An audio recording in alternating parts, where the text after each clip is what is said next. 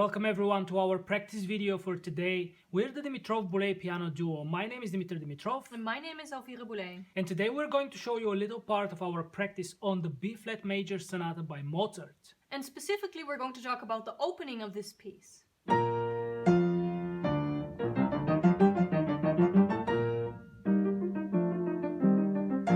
As we said, we are going to work a little bit on the opening, on the very beginning of the piece. Have a look at these first three notes. As you can see, we have half notes and then a quarter note, but generally in a fast movement, those are long notes, and you could hear that when we showed you earlier. And this intro is a great example of something that might go really well after you've practiced it and after you've warmed up, after you are already in sync after your practice, but might go very wrong on stage.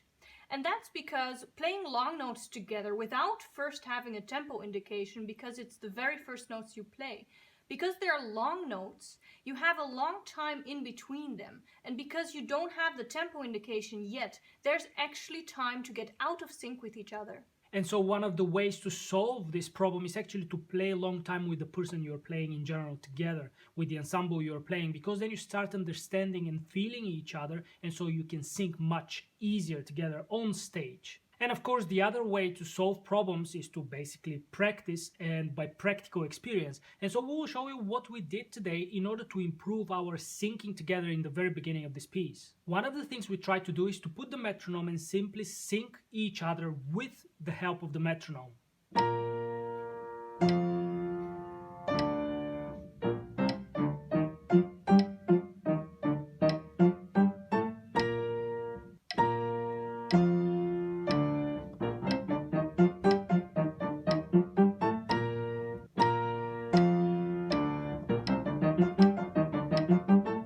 Now you saw us practicing in 3 different tempi. First we started with slow, middle and fast. And that is in order for us to get used to being flexible with the tempo, to get used to being able to play together in different tempi.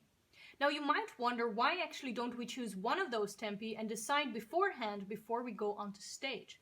But for us that doesn't work, because we like to make music in the moment, according to whatever hall we're in, whatever mood we're in, whatever atmosphere or acoustics are in the hall. We like to choose a tempo very naturally on the spot. If you want to be generally stable in your playing, you have to be prepared for different conditions, and you have to be flexible with the tempo you're playing. You just have to explore different ways, different tempos, and then you will see that you feel much more at ease when you're playing. The next thing we are going to try and do is to sync our separate hands together. What I mean by that is sync my right hand with Elvira's right hand, and then sync my left hand with Elvira's left hand. The more variety of ways, the more different ways you practice, the better for you, the better results you're going to get.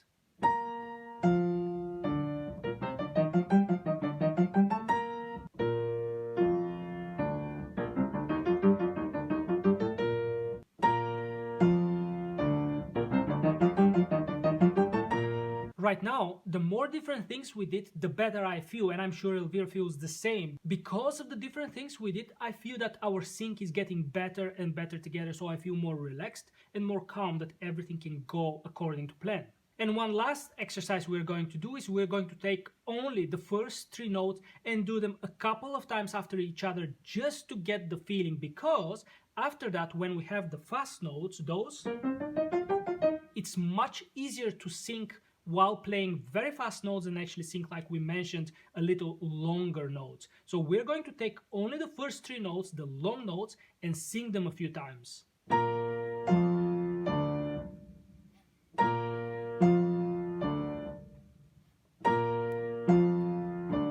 Now let's see how that fits together with a little further in the piece.